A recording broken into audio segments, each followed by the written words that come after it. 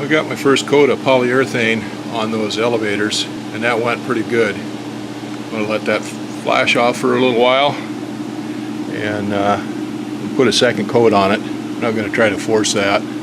Anyway, the first part it was pretty easy, putting the yellow on over the white. Got about halfway through and that mask became real hard to see through. Doing this second coat on here is just going to be by braille more or less. Be able to see where the gun's pointed, but that'll be about it. I came over earlier and swept out the booth here and cleaned it out, and then I went over all of the, well, both control surfaces with a 400 grit sandpaper just to put some tooth on it, and it did knock down a couple of little high spots on their lumps, but not too bad. I wiped it down with a damp cloth again. It seems to work pretty good, and then went over it with the acrylic clean. And then just before I painted, I went over them with a tack cloth. Got a second coat of polyurethane on the elevators, both of them. That went pretty darn good. We'll let those flash off now and cure, and then we can bring down the other control surfaces and do them.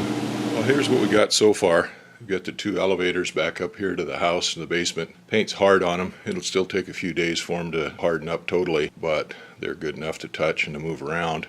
Now, those things look really good if I do say so myself, and I do say so myself. I'm pretty much my own worst critic on a lot of things, and I think they look pretty good. The belly tank, it looks good from 10 feet away. It's done, it's functional, and the paint job on it looks pretty good. I could have spent some more time on it doing some smoothing and some body work. I could have got some body putty and filled in some of those divots that were there where the gel coat got ground down. And I should have got some spot putty and filled in all of those little pinholes and stuff around there from the fiberglass resin where that silica stuff popped out on it. But I didn't, and it's functional.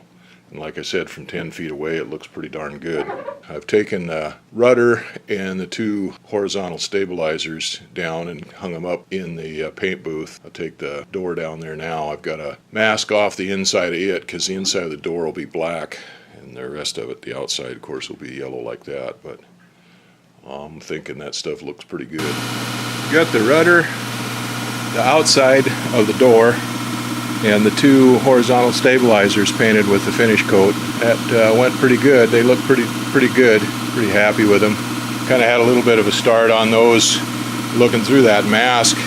I thought I saw some runs on there, but they take the mask off and get to looking at it, and it's just those blisters on there where the thread for the rib stitches under the limited visibility or reduced visibility out of that hood, they kind of looked like they were the start of runs, but they weren't. So everything looks real good. We'll let those cure, and we'll be able to put those away for a while and bring the fuselage down here.